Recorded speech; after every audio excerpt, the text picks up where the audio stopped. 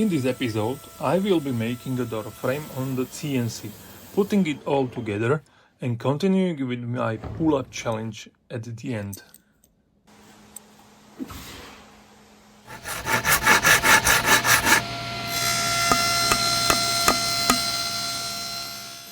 Now it's time for some cutting, routing and assembling. I will let the work speak for itself.